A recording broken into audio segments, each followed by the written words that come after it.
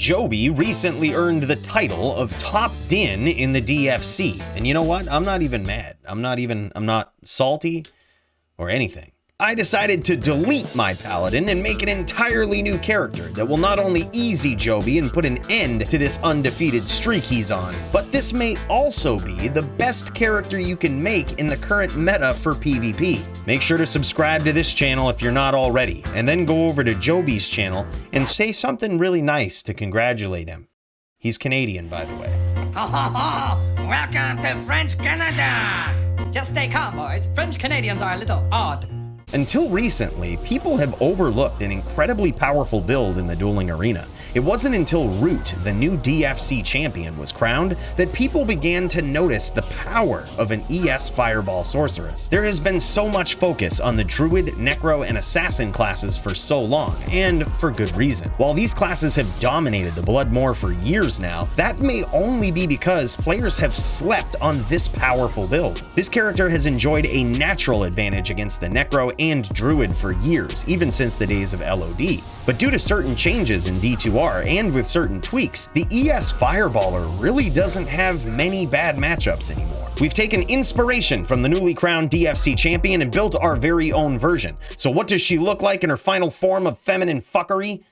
Let's take a look. We've gathered some pretty decent gear for this girl, but you'll notice that a lot of it is rather obtainable when compared to other S-tier builds. This is particularly inspiring to people trying to get into PvP on a budget. Even with lesser gear, this build smokes. You'll be smoking hoes on a budget like Snoop Dogg at the Legion. Cause all we wanna do is smoke and fuck some hoes. Sing it with me, fellas. All we wanna do is smoke and fuck some hoes. Speaking of Legion, let's check out the sponsor of today's video. EverLegion is one of the most savage mobile RPGs in the App Store, and you can play it today for free. Complete the tutorial in this game and get 25 free summons. I was lucky enough to get Garzak, the Elite Abomination. I'm also a fan of Navinia, the top mage character on my current team. You can even earn great rewards by strategizing and forming your best team to challenge the final boss in Pilferer's Blitz. There's even PvP. Earn a spot in the rankings by competing against other adventurers in this global coliseum. And now you can even engage in some unique gameplay, such as the Dragon Abyss. If you can defeat the most difficult boss, you'll earn an epic dragon egg. Choose from 7 different factions and gain unique advantages from each one. My favorite is the Elemental faction, because much like this Fireballer, it doesn't have a lot of hard counters in the game. Check it out today and let me know which one you choose. Remember to use my exclusive redeem code down below. There's only 100 of them, so you better be quick. See you in the Coliseum. Let's start by looking at the basic setup we'll use versus most casters and pub duelers. Just look at this affordable cookie cutter gear: Hodo, Shaco, Mars, Spirit, Iraq, SOJs, Mage Fists, and of course, our esteemed Marrow Walks. And if you don't know why, you've got some catching up to do.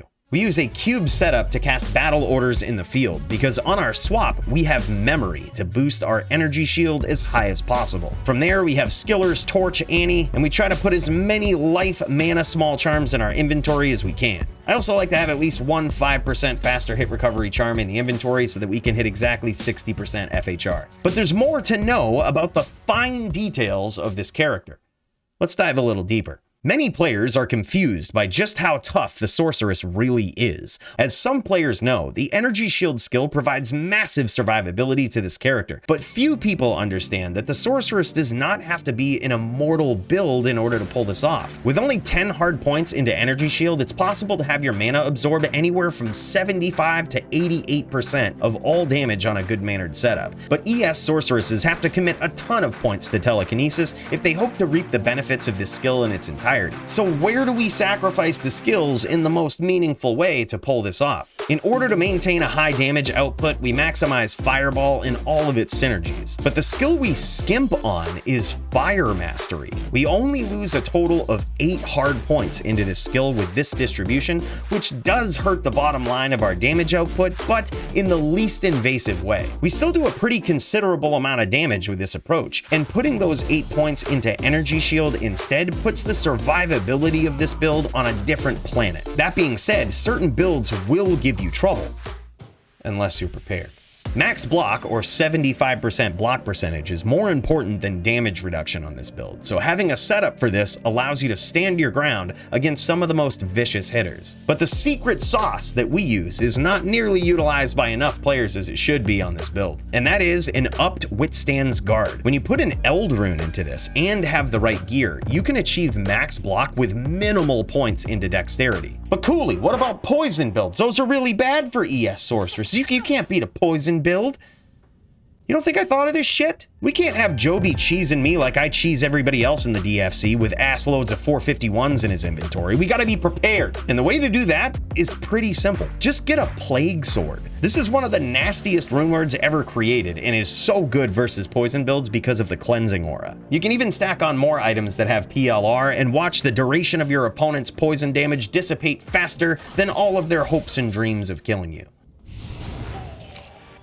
Although the attack plan is pretty straightforward, the strategy can change depending on the matchup. Against aggressive characters, you'll want to lure them into vicious meteors while throwing fireballs all over the map. Against necros and druids, use the walkdown strategy while harnessing the power of blaze to speed you up. And when someone puts on Hotspurs and Rising Sun, just uninstall the game. When you realize that this character can fight opponents at nearly any range, you will truly recognize why this build has risen to the top of the charts and how Root has piloted it to DFC Gold. Oh yeah, Joby. I absolutely smashed him on this build and it wasn't even close. In fact, I've linked it on a secret unlisted video on our other channel. Oh shit. Oh my god, I just hit the shrine. Oh no! Loser. What a loser. That's so unfortunate. That's okay, I'll hit one too, don't worry. Let's go, let's just keep it going. Congrats on Top Din, Joby. Enjoy it. For now. There's no Canada like French Canada. It's the best Canada in the land. And the other Canada is a bullshit Canada. If you lived it for a day, you'd understand. I think you'd understand. You understand.